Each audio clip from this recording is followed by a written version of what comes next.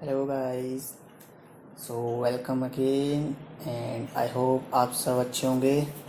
तो आज हम स्टार्ट करने वाले हैं हमारा एक्सेल फॉर बिगनर्स का थर्ड वीडियो, जिसमें आज हम आपको बताने वाले हैं थर्ड शीट के ये सारे फॉर्मूले, जिसमें एक आपका लैन होगा, एक आपका अपर होगा, एक आपका सर्च होगा, एक आपका फाइंड, मेड, लोअर, प्लस आज थोड़ी सी मैं आपको फॉर्मेटिंग भी बताऊंगा, जिससे क्या होगा कि अगर आप शीट बनाते हैं तो थोड़ी सी अच्छी सी भी लगे। जैसे मैंने ये बनाया था तो इसमें थोड़े से कलरफुल डाल दिए तो ये थोड़े अच्छे लग रहे हैं। बाकी हमने ये जो शीट्स बनाई थी ये बिना उसके बनाई थी तो ये थोड़ी फीकी फीकी लगी थी। हाँ, तो इस तरीके से आज हम आपको इसमें फॉर्मेटिंग देना भी सिखाएंगे।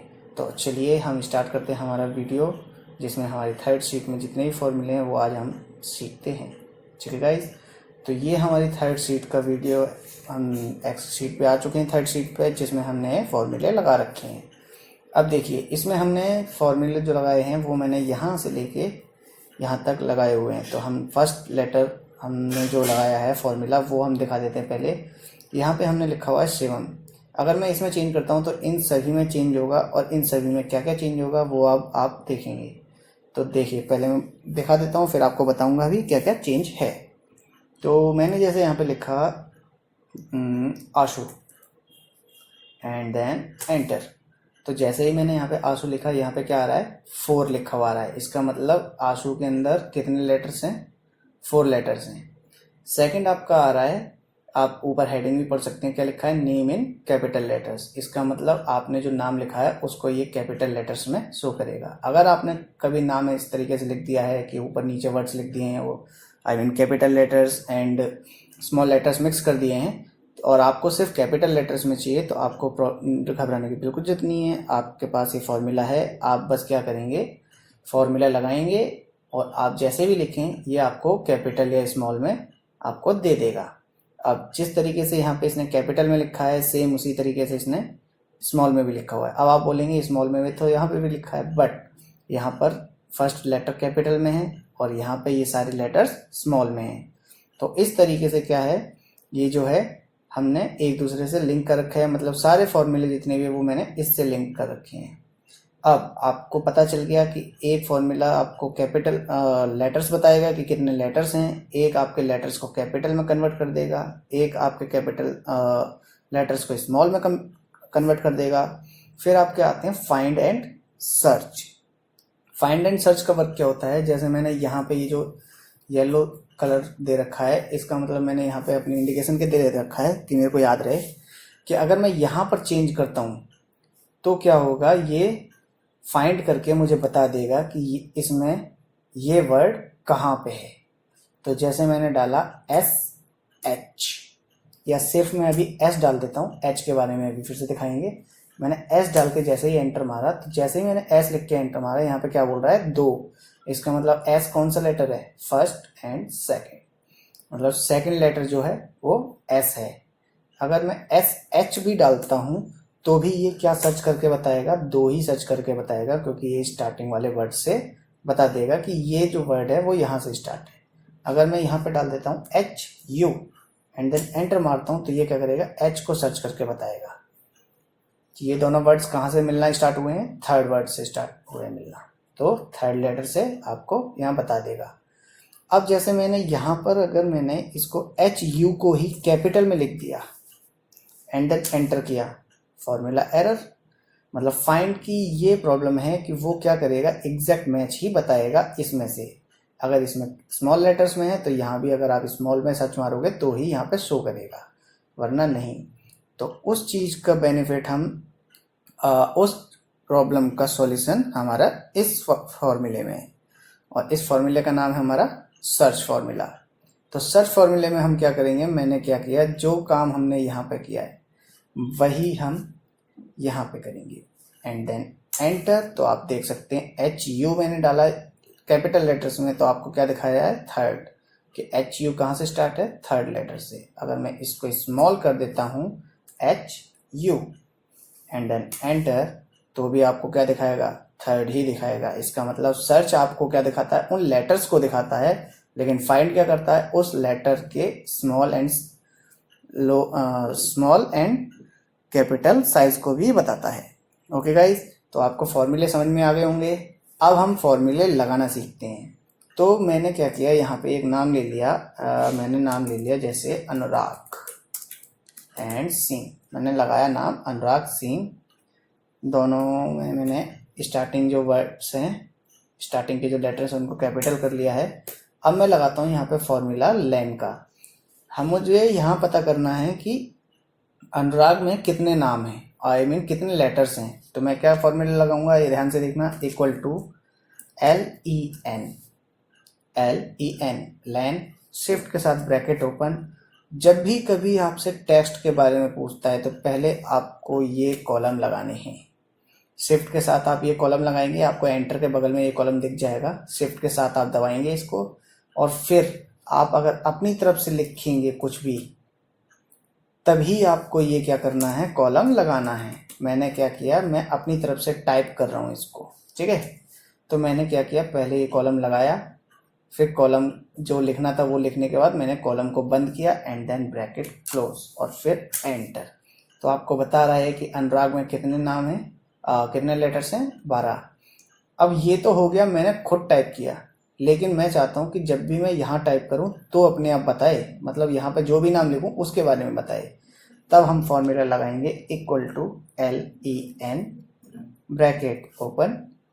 अब हमें वो सिंबल लगाने की जरूरत नहीं है क्योंकि हम डायरेक्ट सेल को ही सिलेक्ट कर रहे हैं। अगर हम अपनी तरफ से मैनुअल लिखेंगे तो ही हम उस सिंबल को लगाएंगे, वरना अगर हम सेल सेलेक्ट करेंगे तो डायरेक्ट सेल सेलेक्ट करेंगे एंड देन एंटर। तो आपको अनुराग सिंह में बता रहा है कि अनुराग सिंह में कितने नाम है, कितने लेटर्स हैं, 12 लेटर्स हैं। ओके गाइज, तो नेक्स्ट, अब अनुराग सिंह के आपको लेटर्स पता चल गए कि इसमें कितने लेटर्स हैं, 12 हैं।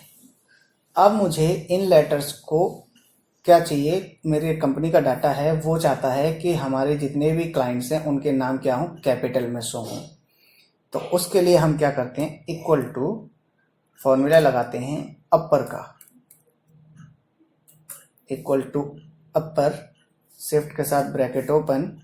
फिर से टेक्स्ट पूछ रहा है, तो अगर आप अपनी तरफ से लिखना चाहते हैं तो पहले कॉलम, फिर जो टेक्स्ट है वो, फिर कॉलम बंद, फिर ब्रैकेट बंद।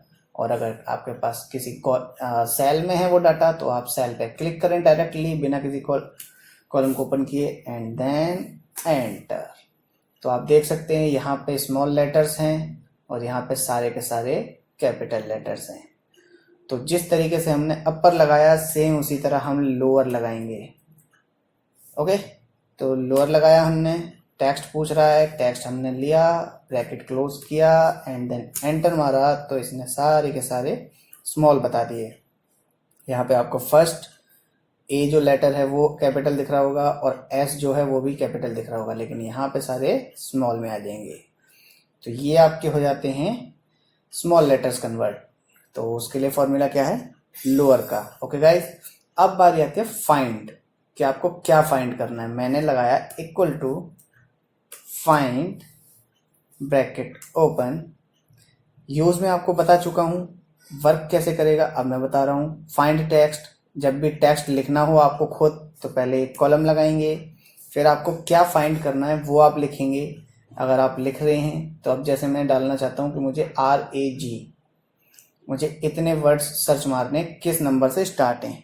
ओके गाइज, तो मैंने पहले कॉलम लगा दिया है, अब मैं बस RAG टाइप करूँगा, कॉलम बंद करूँगा, कॉमा लगाऊंगा। अब ये पूछ रहा है विद इन टेक्स्ट, मतलब किस टेक्स्ट में से आपको चाहिए। मैंने बोल दिया मुझे जो चाहिए वो इस टेक्स्ट में से चाहिए, और ये सिलेक्ट करने के बाद मैंने ब्रैकेट कर दिया बंद एंड देन एंटर। तो ये आपको दिखा रहा है 4 कैरेक्टर, मतलब RAG जो है वो कहाँ से स्टार्ट है, 4th लेटर से, 1 2 3 4। आपको मैं थोड़ा बड़ा करके दिखा देता हूँ, तो आप देखिए आपको साफ दिखाई दे रहा होगा कौन से लेटर से, 1 2 3 4th लेटर से राग लिखना स्टार्ट हुआ है।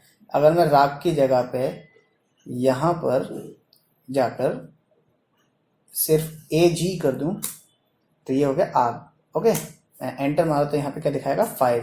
तो आग कहाँ से स्टार्ट है, 5th लेटर से। AG कहाँ से स्टार्ट है, 5th लेटर से।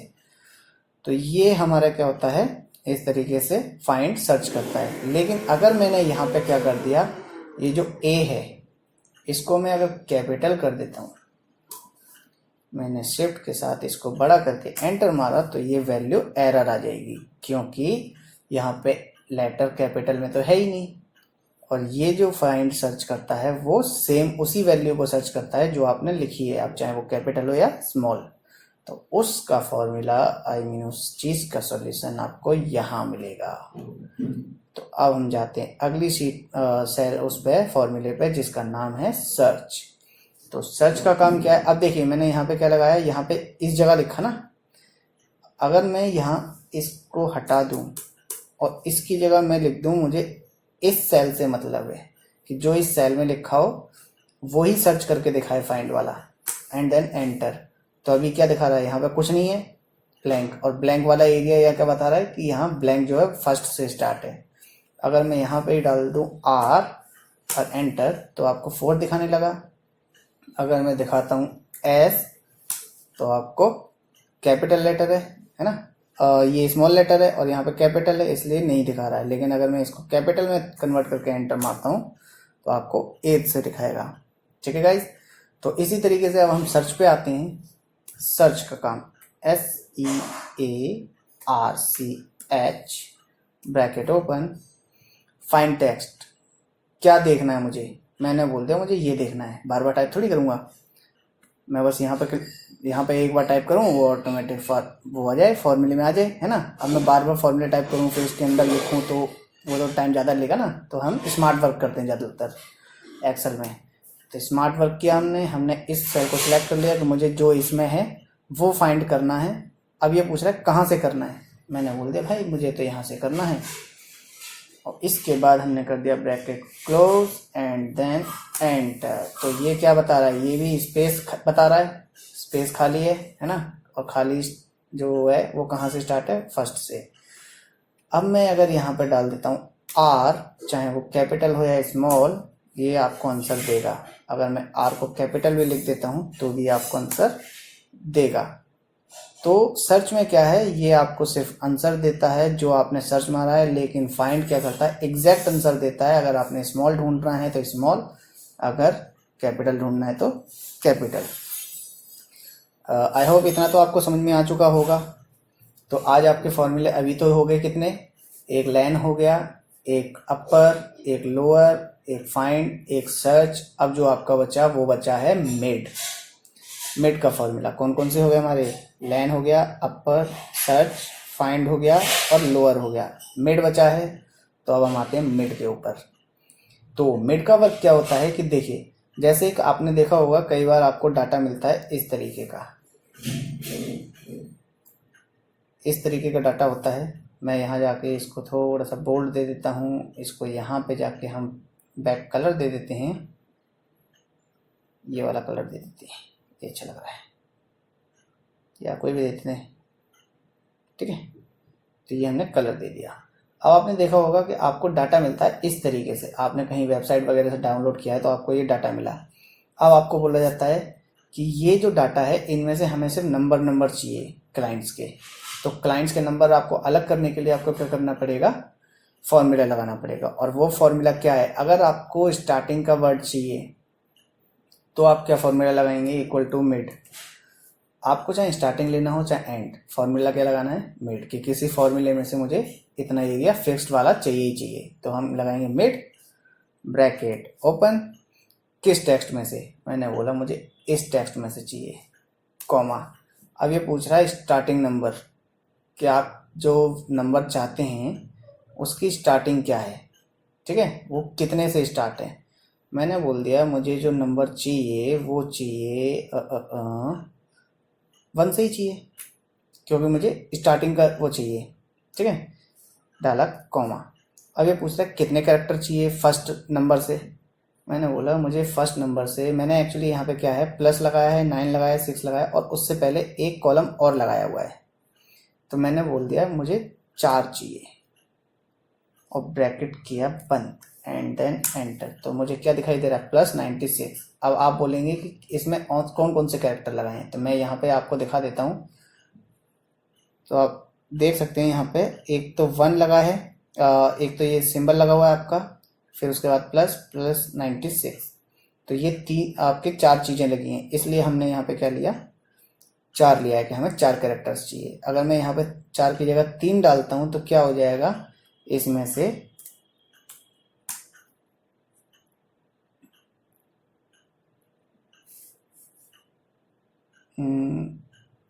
तीन कैरेक्टर, 2 कैरेक्टर डालता हूँ तो कम हो जाएगा। तो आपके 3 कैरेक्टर हमने ले लिया। अच्छा, ये साथ में स्पेस भी ले रहा है, उस कैरेक्टर को काउंट नहीं कर रहा है। तो इस तरीके से आपने क्या किया, आपको जो एरिया चाहिए था आपने उतना ले लिया। अब आपको सेम इसी तरीके से अगला चाहिए, ठीक है। अब आपको चाहिए नंबर, कि कोड्स अलग हो गए, मुझे अब नंबर चाहिए। तो नंबर के लिए हम जाएंगे इक्वल टू मिड, फिर से ब्रैकेट ओपन, कि हमें इस टेक्स्ट में से कॉमा कितने नंबर पे है, 4 वो और 5वां स्पेस, ठीक है। तो हम डालेंगे यहाँ पे 5th लेटर से मुझे चाहिए डाटा, और कितने कैरेक्टर चाहिए मैंने डाल दिया 5th लेटर से मुझे 10 कैरेक्टर्स चाहिए, एंड देन ब्रैकेट क्लोज। क्योंकि 10 कैरेक्टर्स क्यों, क्योंकि 10 नंबर का ही वो होता है और डिजिट का ही नंबर होता है ना, फोन नंबर। एंटर मारा तो आपके पास ये 10 के 10 डिजिट यहाँ पे आ जाएंगे।